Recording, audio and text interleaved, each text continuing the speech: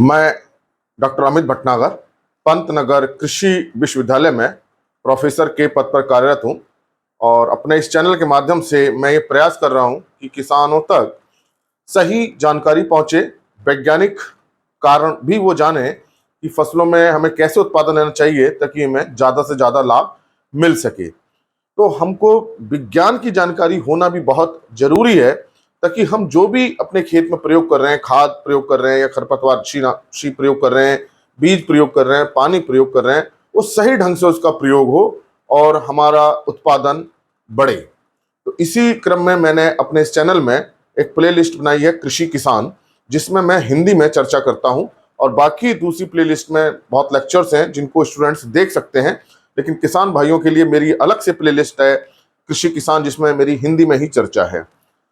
आज जो मैं बात करना चाहता हूं वो ये है कि जमीन के अंदर जो हम खाद देते हैं, चाहे गोबर की खाद है, चाहे वो हम बाहर से रासायनिक उर्वरक दे रहे हैं, उनसे पोषक तत्व मिलते हैं। तो ये पोषक तत्व जमीन के अंदर कितना चलते हैं, कितना इनका मूवमेंट होता है, ये जानना हमारे लिए बहुत जरूरी है। क्योंकि जो पोषक तत्व जमीन के अंदर ज्यादा चल लेते हैं वो अपने आप ही पानी में घुल करके जड़ों तक पहुंच जाते हैं, लेकिन जो पोषक तत्व नहीं चल पाते वो अपनी जगह स्थिर हो जाते हैं, फिक्स हो जाते हैं, या हम कह सकते हैं बैठ जाते हैं और उनका जड़ों तक पहुंचना मुश्किल हो जाता है। वो पौधे की जड़ों तक तभी पहुंचते हैं जब जड़ उन तक पहुंचती है। तो इसको हमें समझना होगा। पहले मैं इसको एक चित्र के माध्यम से आपको समझाऊंगा, फिर वो पोषक तत्व भी बताऊंगा कि जो जमीन के अंदर बहुत चलते हैं और वो पोषक तत्व जो जमीन के अंदर कम चलते हैं, और कुछ ऐसे भी हैं जो बिल्कुल नहीं चलते हैं।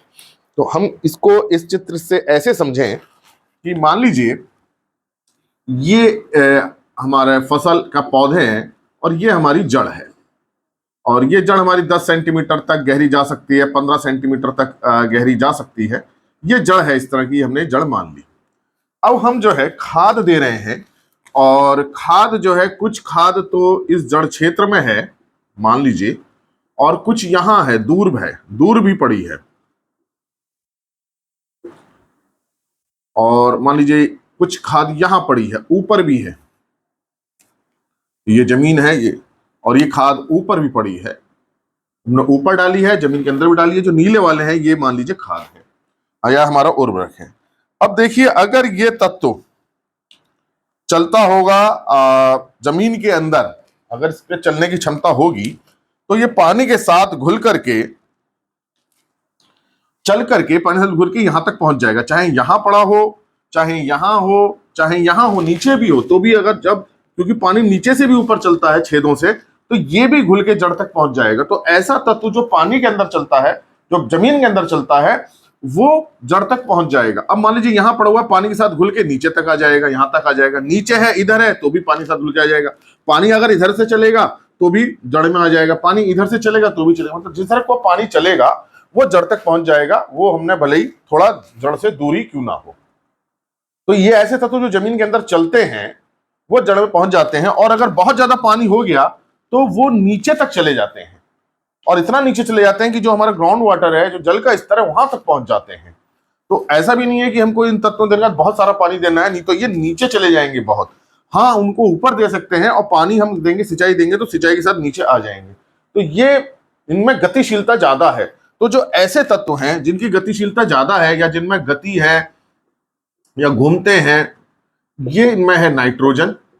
यही कारण होता है कि जब हम अगर यूरिया को देते हैं, चाहे हम यूरिया यहां डालें, पौधों की जड़ तक पहुंच जाती है। तो नाइट्रोजन पहुंच जाता है। इसको साफ साफ लिख दे रहा हूं, नाइट्रोजन, जिसको हम क्या कहते हैं, एन कहते हैं। दूसरा है सल्फर, ये भी पहुंच जाता है, इसको हम एस से बताते हैं, या इसे हम गंधक कहते हैं। तीसरा है क्लोरीन, क्लोरीन वाले हम कोई उर्वरक नहीं देते हैं।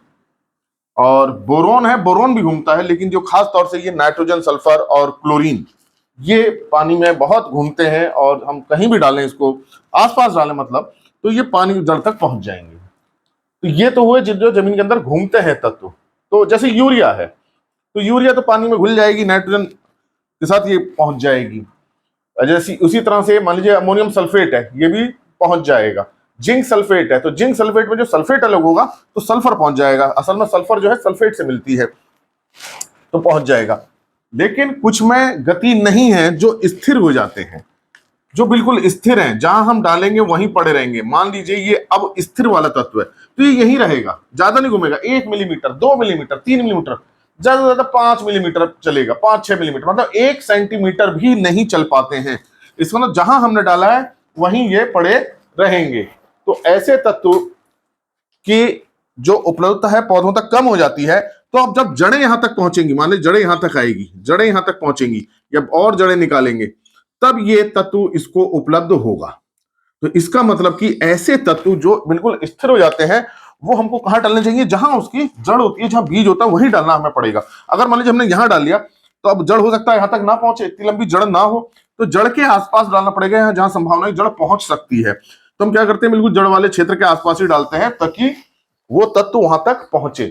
तो स्थिर तत्व के साथ यह समस्या होती है, वो घुल तो जाते हैं पानी में लेकिन मिट्टी के साथ बन जाते हैं, दूसरे तत्वों के साथ बन करके फिक्स हो जाते हैं, स्थिर हो जाते हैं, बैठ जाते हैं उसी जगह पे। तो ऐसे तत्वों की उपलब्धता क्या हो जाएगी, कम हो जाएगी। लेकिन जो गतिशील है नाइट्रोजन, इनकी उपलब्धता ज्यादा रहेगी। तो इनके नुकसान भी ज्यादा हो जाते हैं कि पानी से जल्दी घुल के नीचे चले जाते हैं। ये घुल के नीचे नहीं जाते हैं, ये वहीं पड़े रहते हैं। लेकिन इनकी हमें उपलब्धता बढ़ानी है तो हमको क्या करना पड़ेगा, उसके जड़ क्षेत्र में डालना पड़ेगा पौधों की। तो ऐसे कौन कौन से हैं जो बिल्कुल स्थिर हो जाते हैं, इसमें सबसे महत्वपूर्ण है फास्फोरस।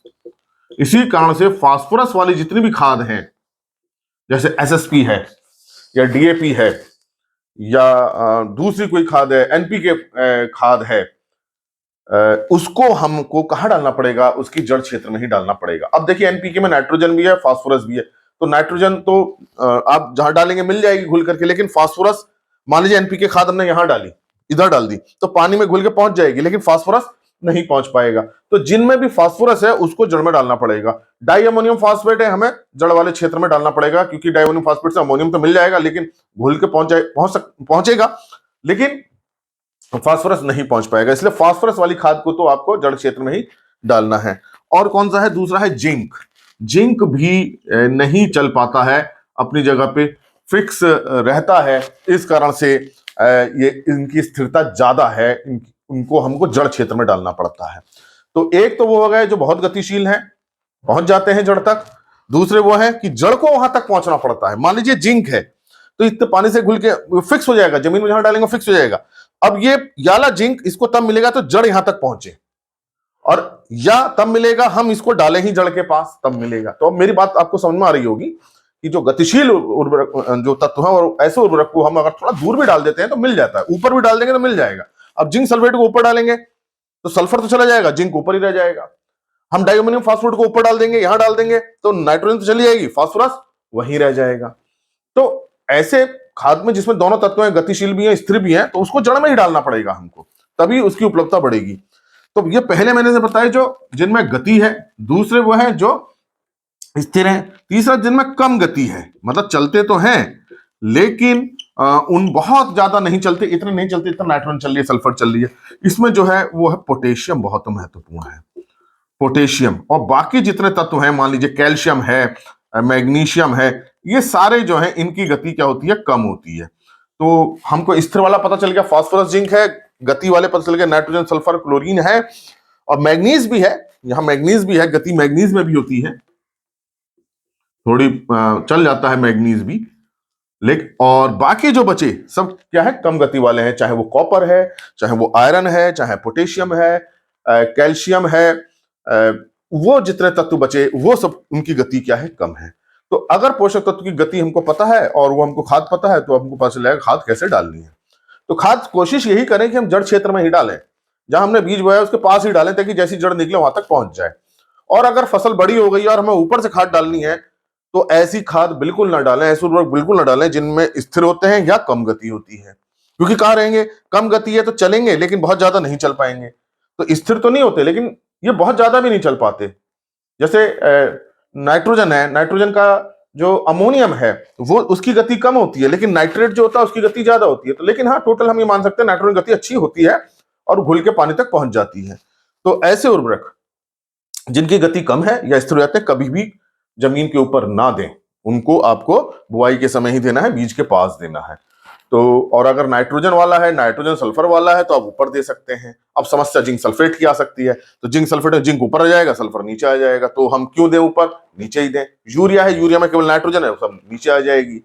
डाइअमोनियम फॉस्फेट है, तो नाइट्रोजन नीचे आ जाएगा, फास्फोरस ऊपर रह जाएगा, तो हमें नाइट्रोजन का असर आएगा, फास्फोरस का असर नजर नहीं आएगा। तो हमें कोशिश यही होनी चाहिए, क्योंकि अधिकतर जो है स्थिर है या कम गति वाले हैं, गतिशीलता तो बहुत कम की है, तो हम रिस्क नहीं लेना चाहिए हमको।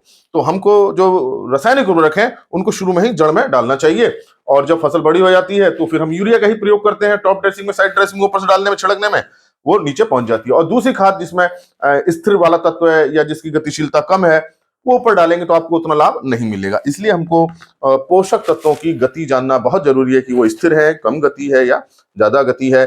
तो ज्यादा गति वाले हमारे नाइट्रोजन, फास्फोरस है, नाइट्रोजन है और सल्फर है, क्लोरीन और मैग्नीज वाले हैं, और स्थिर वाले फास्फोरस, जिंक है। बाकी की गति बहुत ना कम होती है ना बहुत ज्यादा होती है। तो ये मैंने आज आपको बताया।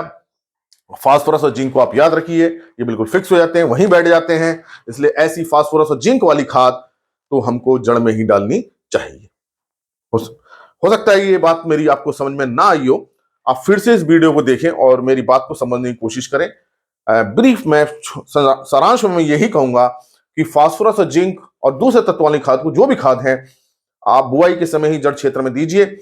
और यूरिया को आप खड़ी फसल में डाल सकते हैं, और किसी दूसरे को डालेंगे जिसमें फास्फोरस, जिंक है या कैल्शियम, मैग्नीशियम है, वो जमीन के जड़ तक नहीं पहुंच पाएगा, क्योंकि या तो वो स्थिर हो जाते हैं या उनकी गति कम होती है। मेरी बात पसंद आई हो तो लेक्चर को लाइक कीजिए, कमेंट भी कीजिए, अपना अनुभव भी लिखिए, और दूसरों के साथ भी ये वीडियो शेयर कीजिए। अगर चैनल सब्सक्राइब नहीं किया तो सब्सक्राइब कीजिए। धन्यवाद।